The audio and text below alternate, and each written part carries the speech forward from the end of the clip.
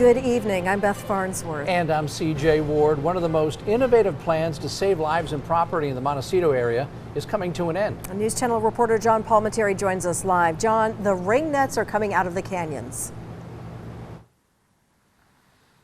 The ring nets went in after the deadly and very damaging mud flow back in 2018. They were in the hills of Montecito and a number of creeks. At the time, it was a program that was community driven and well funded, but that's all about to change.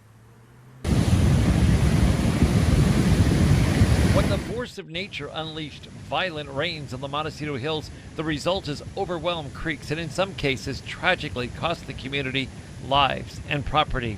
That's where the plan for Swiss ring nets by the nonprofit group called the Project for Resilient Communities gained funding and support in recent years. They went up into canyons and they were ready for the next big one.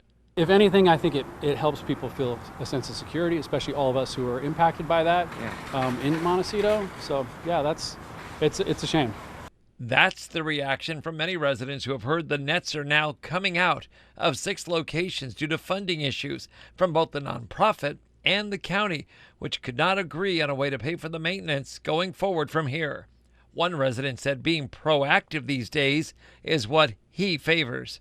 I think, other than the fact you have to clean them out and maintain them, and it's expensive, but a fraction of the cost compared to the damage that'll be done.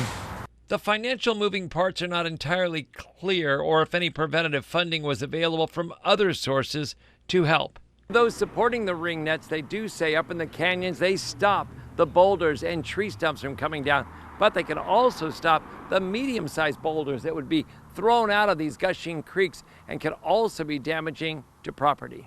I think it's a terrible idea to take them out. I watched you standing there next to the road and with the boulders bouncing down there with the nets. Yeah. What happens if there's no nets?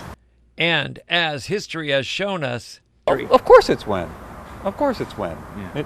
Sure, that wasn't a once a millennia event. As we head into the winter season, one resident already sounded the alert. So what's the county going to do when all the boulders come in and inundate the town? The county has an aggressive commitment to debris basins and creek clearing in its budget. And recently, the new large Randall Road debris basin was finished, tested by storms, and worked well.